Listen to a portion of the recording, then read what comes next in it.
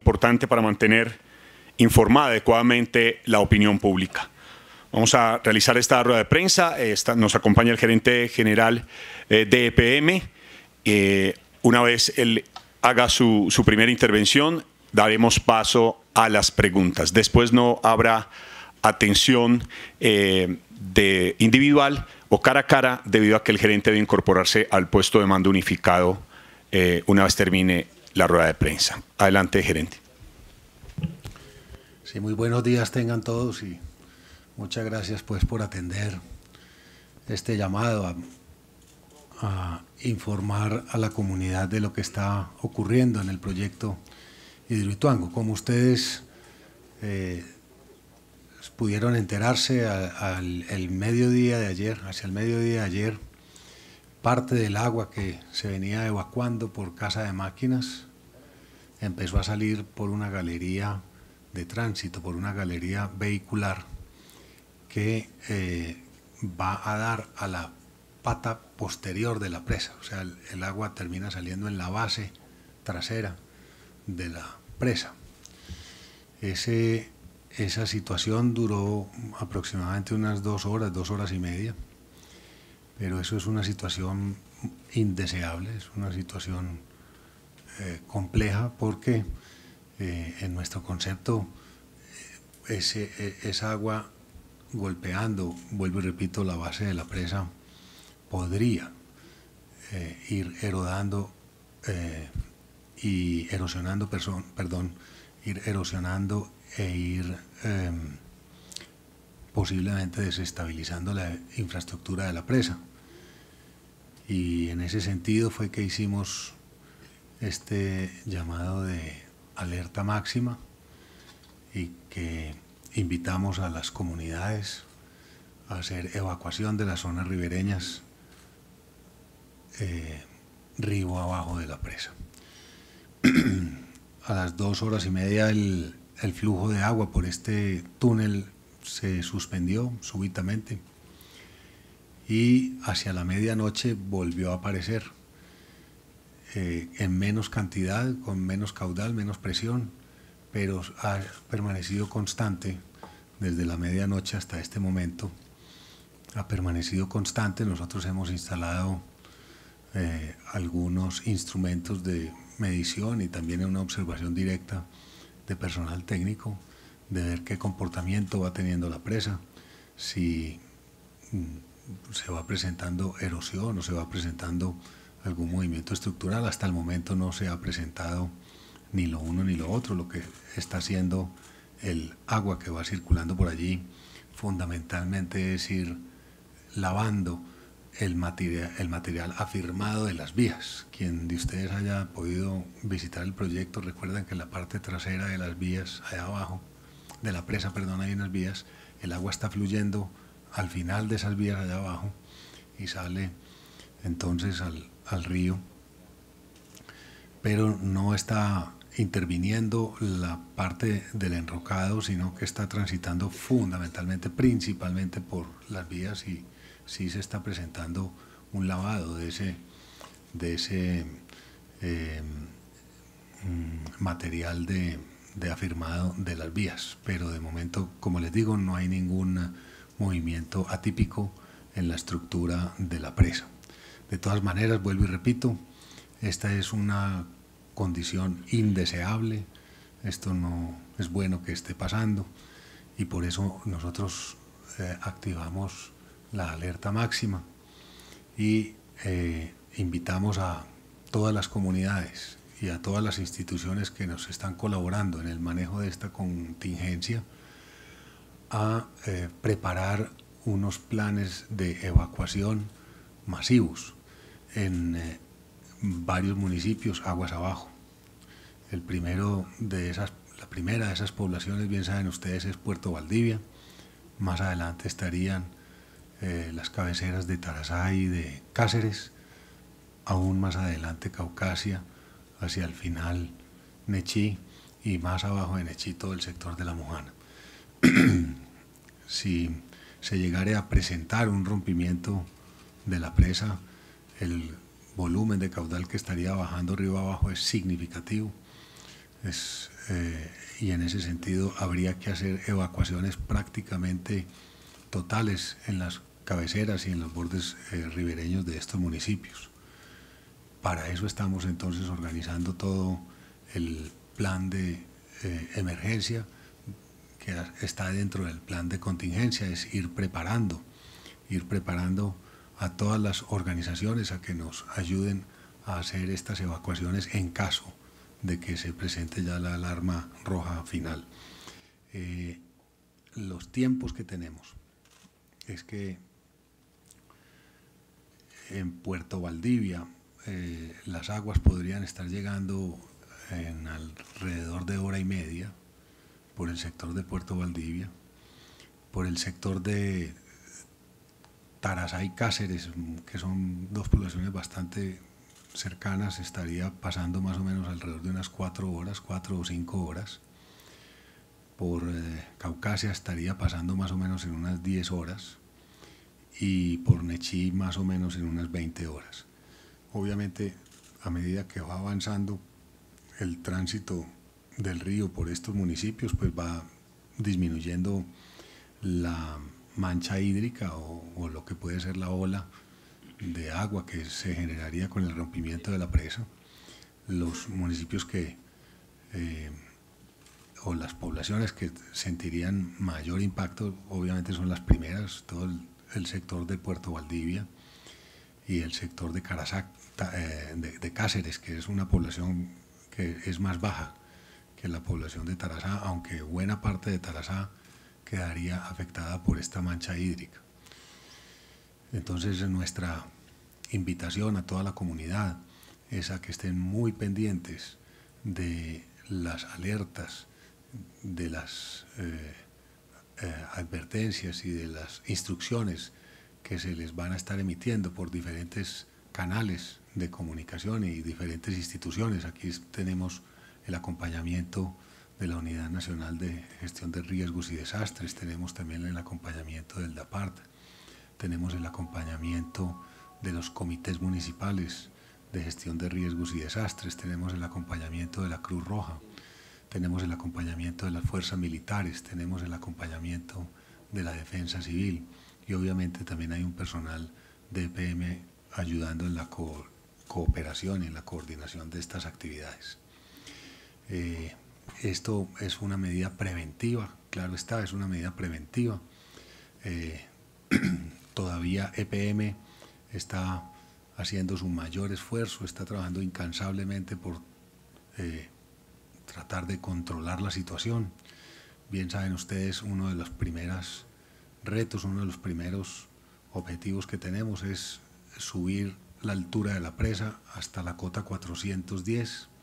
En este momento la presa se encuentra en la cota 403. Desafortunadamente en las últimas 24 horas prácticamente no hemos podido avanzar porque el hecho de que el agua se haya metido por este túnel que les explico imposibilitó que los camiones transitaran con la roca hacia la parte alta de la presa. Entonces no hemos podido avanzar con lo que es la roca, porque este realce de la presa se hace fundamentalmente con dos materiales.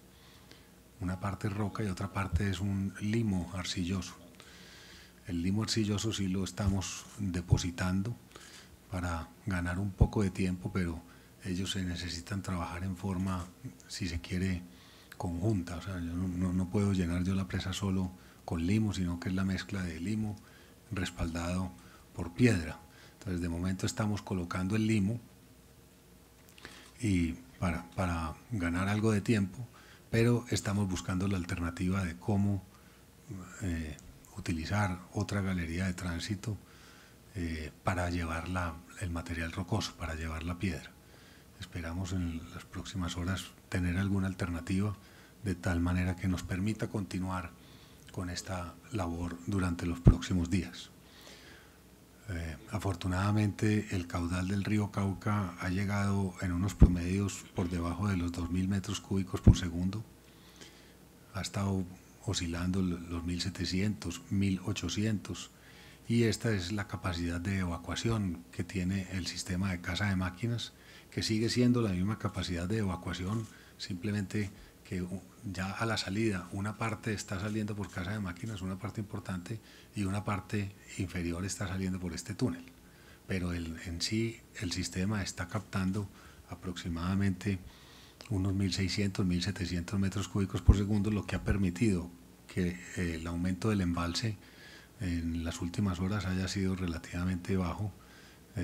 En algunos momentos, todo esto depende de cuánta agua le llega al río, en algunos momentos pues el embalse puede subir 2, 3 centímetros por hora, en otros ha estado en 1 centímetro por hora, pero de cualquier manera, digamos, el embalse ha subido de una manera lenta, y a pesar de la última de las contingencias que tuvimos el día de ayer, pues eso nos ayuda a tener un poco más de tiempo para el realce de la presa.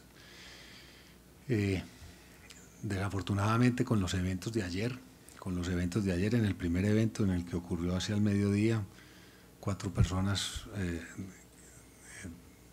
que estaban trabajando en la obra resultaron heridas levemente con golpes y aporreones, pero no ninguno con consecuencias que lamentar, simplemente, pues como repito, fuertes golpes, pero que no generaron ni fracturas ni generaron cosas mayores. Ya en la noche, en el evento de la noche, uno de los trabajadores estaba cerca de un gran ventilador industrial que tenemos ubicado en una de estas galerías, y el ventilador se cayó y encima de este trabajador, causándole un golpe en la cabeza, y está en una condición mejorando, pero algo delicado. O sea, siempre el golpe fue fuerte en la cabeza. Ya está en el hospital, lo trajimos anoche mismo en ambulancia hacia la ciudad de Medellín y se está recuperando, aunque pues el golpe fue bastante fuerte. En cuanto a las comunidades, pues decirles que anoche hicimos un esfuerzo muy grande por evacuar la casi totalidad de los habitantes de Puerto Valdivia. Se hizo ese esfuerzo mayúsculo porque entendemos que es la población que más cerca está de que si se presenta un evento de rompimiento de la presa, pues hay menos tiempo de reacción. Las otras poblaciones nos dan un poco más de tiempo, y entonces por eso se consideró oportuno y se recomendó que se hiciera toda la evacuación de Puerto Valdivia. Obviamente, siendo este un trabajo,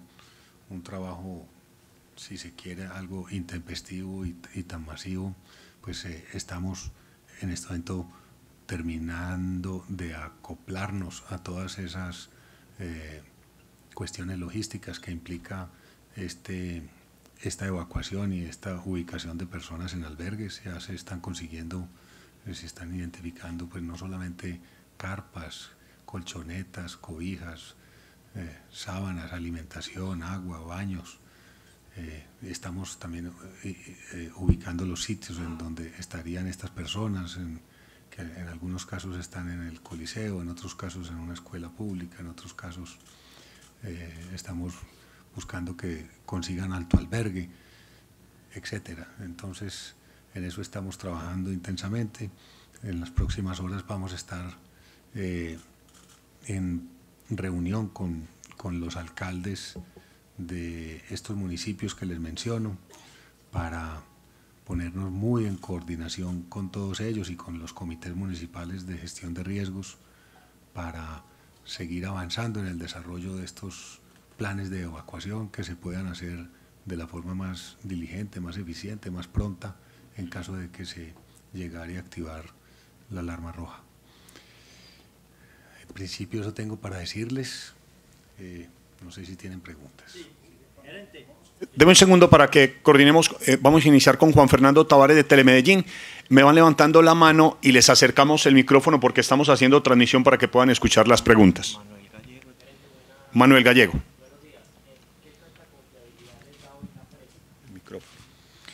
A ver, nosotros le estamos haciendo un monitoreo permanente. Esta presa,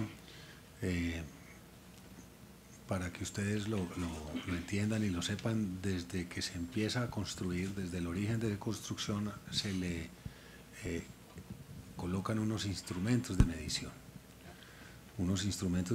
que permiten ver si hay algún movimiento o algún desplazamiento al interior en la estructura o central de la presa. Estos medidores de momento no nos muestran ninguna afectación que nos haga prender las alarmas. Han estado oscilando dentro de valores normales. Ellos registran pues obviamente algunos movimientos, pero son normales, no son atípicos, pero esto se consulta en línea, en tiempo real. Entonces, si nosotros llegáramos a ver algún movimiento atípico, obviamente sería ya un indicador de que prendiéramos las alarmas. No es bueno que el agua esté pasando por la base posterior de la presa, eso no es deseable y eso está ocurriendo en este momento.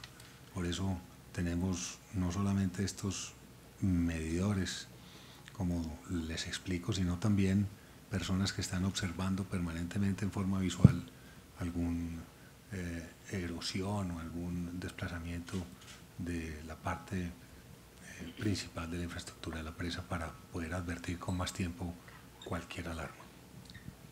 Pregunta Juan Fernando Tavares de RCN Televisión. Gerente, buenos días. Dos preguntas. En ese proceso de erosión que se está produciendo, ¿existe la posibilidad de que el rompimiento no se dé por la presa, sino por la propia montaña, que las aguas incontrolables al interior de la casa de máquinas, de las galerías, se dé un rompimiento no por la presa, sino por ese lado? Y entendiendo, ustedes han hecho pues énfasis en que lo prioritario es la atención de la emergencia. Ha surgido una pregunta.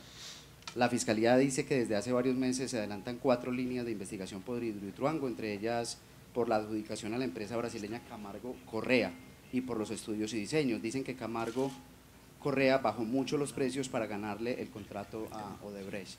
¿Qué tiene que para decir al respecto? Muchas gracias. A ver,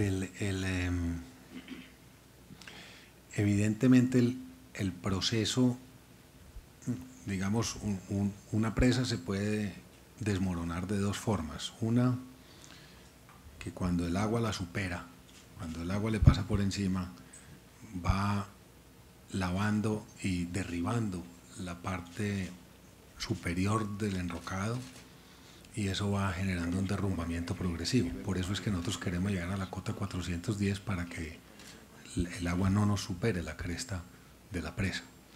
Eso por un lado. Por el otro lado, pues el temor que tenemos en este momento ya no está por la parte alta de la presa, sino por la parte baja de la presa. Esta agua está rodando y hay que ir observando de que no nos vaya a estar desestabilizando lo que llamamos la pata de la presa, la base de la presa. Eso, porque si la base se va desestabilizando, pues obviamente el muro se va afectando. Entonces sí son dos fenómenos, uno es por encima, otro es por debajo. Pregunta Carlos Carmona de la FM y se pregunta Mario por... Ok, perfecto. Y la segunda pregunta, hombre, esto fue una licitación pública.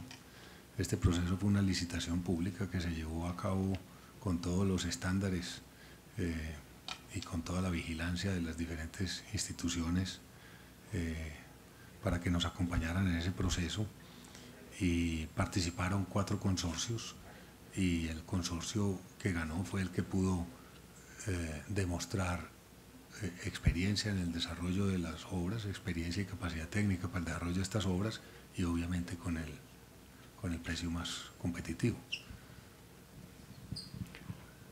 Carlos de la FM. Gracias. Gerente, ayer en la respuesta que hizo el presidente Santos a la carta que ustedes le enviaron, él le pidió a ustedes que fueran lo más rigurosos posibles con la información que le están entregando al público. El gobernador el martes dijo que el sábado, cuando él visitó las obras con el ministro de Ambiente, hubo una información que se pudo haber ocultado, que no le entregaron a él. Lo mismo están denunciando los alcaldes del Bajo Cauca, que no están recibiendo toda la información. ¿Qué responder sobre esas críticas de posible ocultamiento de alguna información en este tema?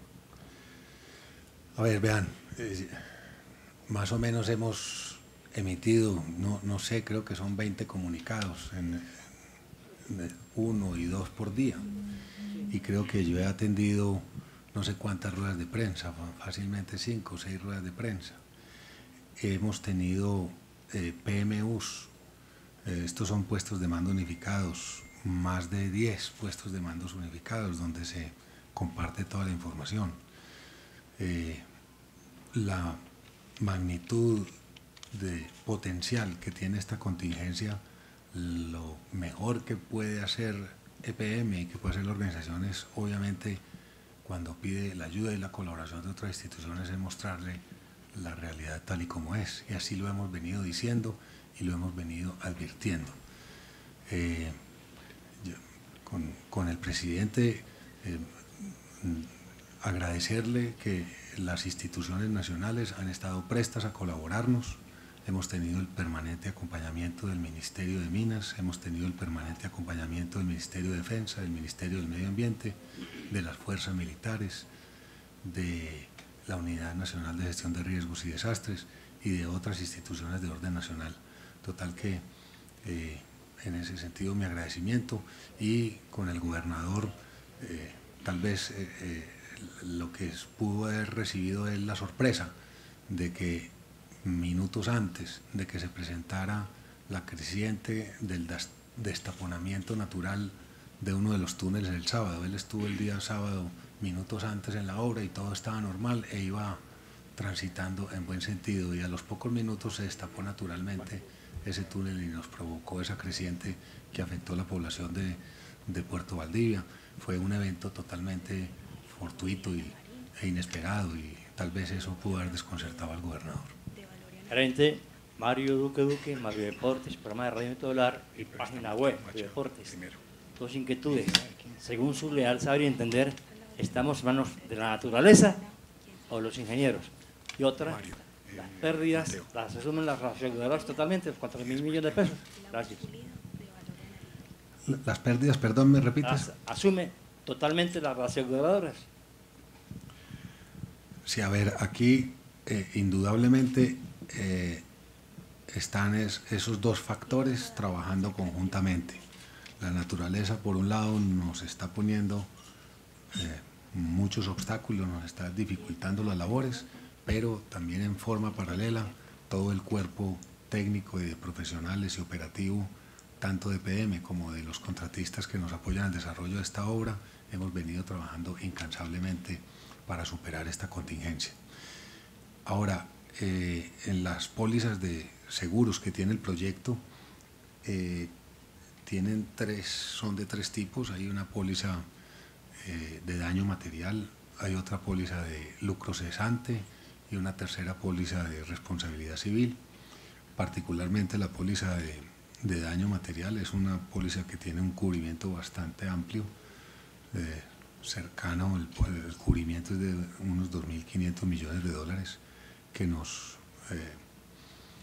protegería bastante de la contingencia que estamos viviendo. Pregunta Viviana Marín de Caracol y se prepara Mateo Machado de Munera Itzman. Gerente, buenos días.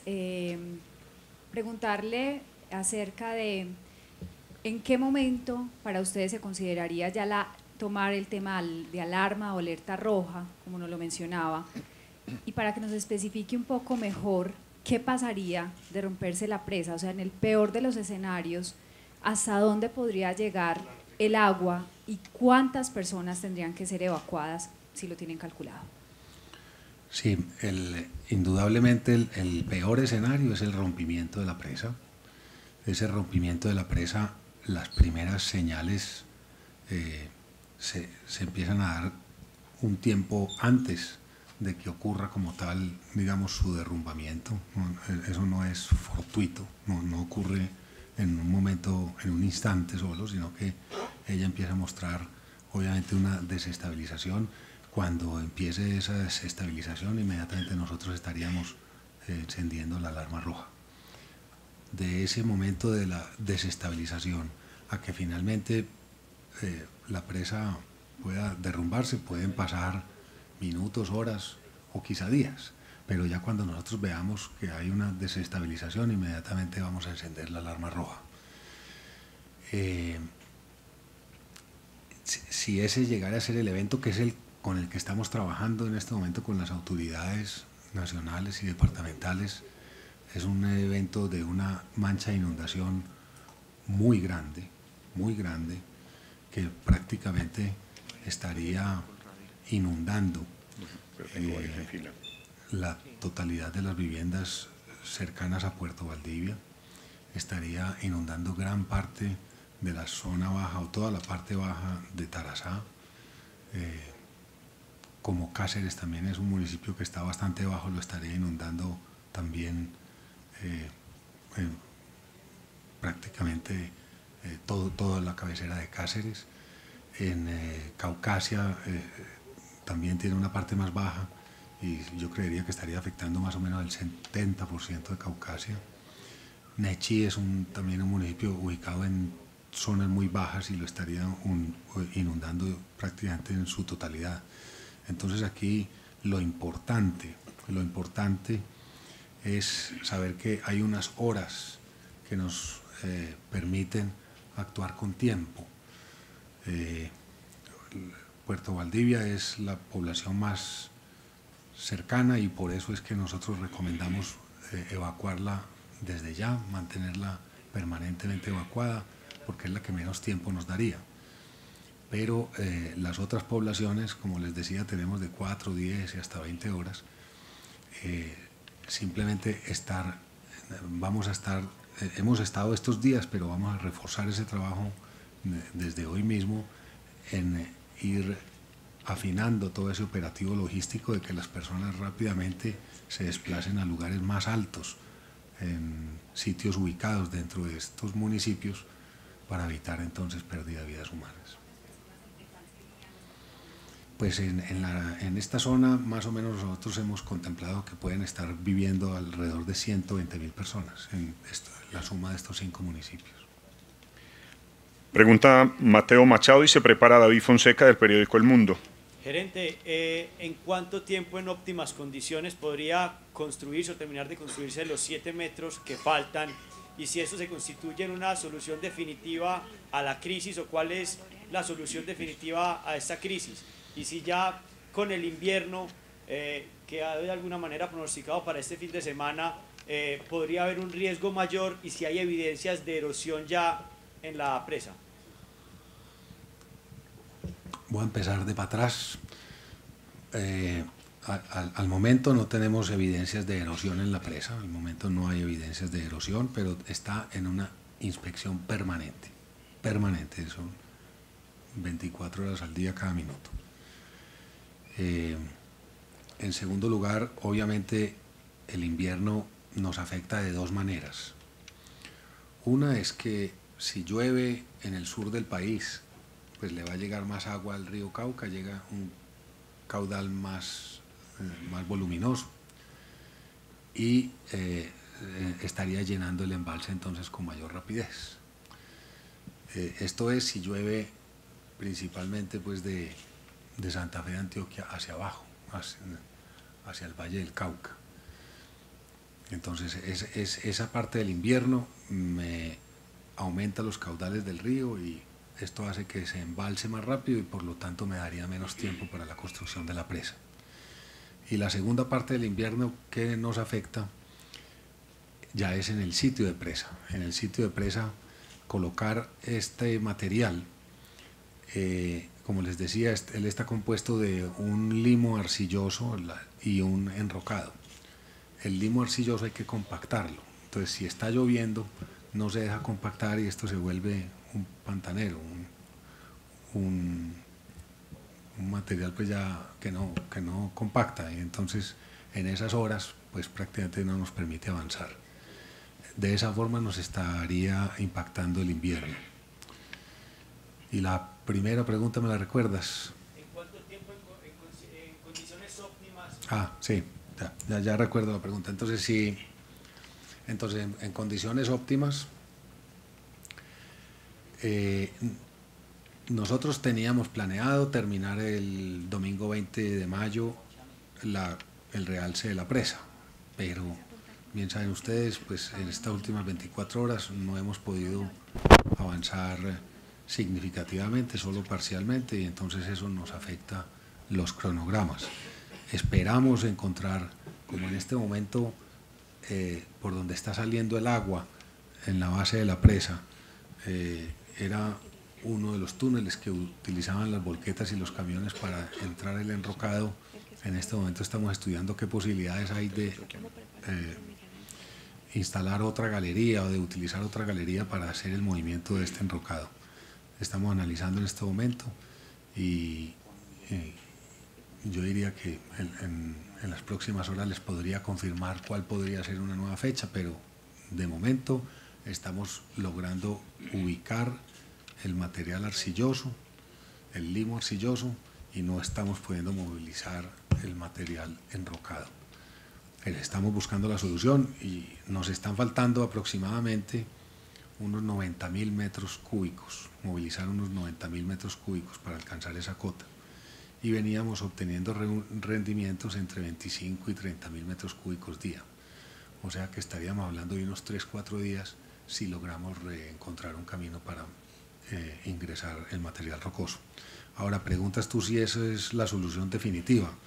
No, no es la solución definitiva, nos mitiga bastante el riesgo, sí, pero no es la solución definitiva. Nosotros tendríamos que eliminar esa agua que está corriendo en la base de la presa.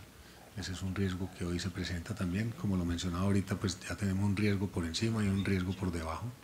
Entonces el riesgo por encima lo combatimos con el realce de la presa, el riesgo por debajo hay que eliminar esa agua que está pasando por allí. Probablemente la opción sea cerrar una o dos compuertas de casa de máquinas, pero las compuertas de casa de máquinas las podemos cerrar solo cuando tengamos el lleno de la presa, porque si yo cierro compuertas en este momento, más rápido me va a subir el embalse y me quita tiempo. Entonces es ese juego que estamos haciendo, y adicionalmente, para evitar que se presente una creciente parecida a la del sábado, en donde se abre uno de los túneles por un derrumbe, por un boquete que le genera un derrumbe, obviamente nosotros tenemos que trabajar en una solución de taponar esos túneles más abajo de donde hoy están los tapones, porque el boquete se hizo delante de esos tapones. Entonces sería otra solución que hay que emprender, y ya de más mediano plazo es buscar la manera de desembalsar nuevamente. Sería la cuarta de las actividades que hay que ir emprendiendo, y ya cuando pues tengamos ese embalse en un nivel mucho más bajo, sí podemos decir que la situación queda completamente controlada.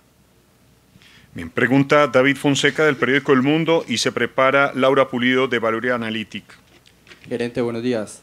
Se hablaba de unos 11.000 trabajadores en el proyecto. ¿Cómo están hoy los turnos y de qué forma sería el proceso de evacuación de esos trabajadores ante una eventual alerta roja? ¿Hacia dónde se desplazarían? ¿Dónde se refugiarían en caso de que se presentara esa contingencia?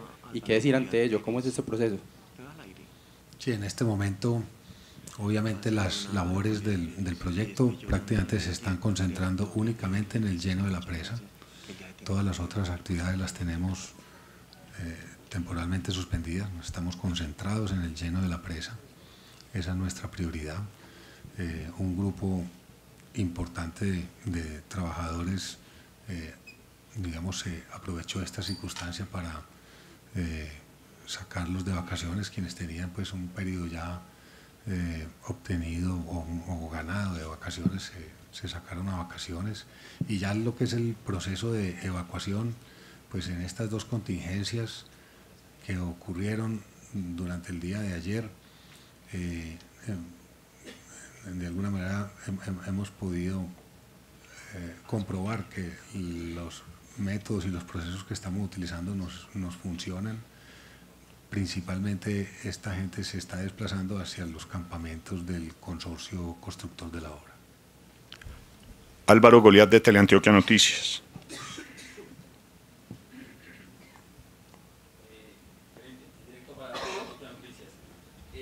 ¿Se puede recuperar casa de máquinas a la fecha?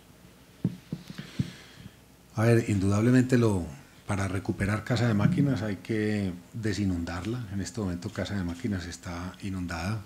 El proceso de recuperación se daría solo cuando logremos evacuar agua de Casa de Máquinas y encontrar en qué estado finalmente quedó o quedaría después de este proceso de irle,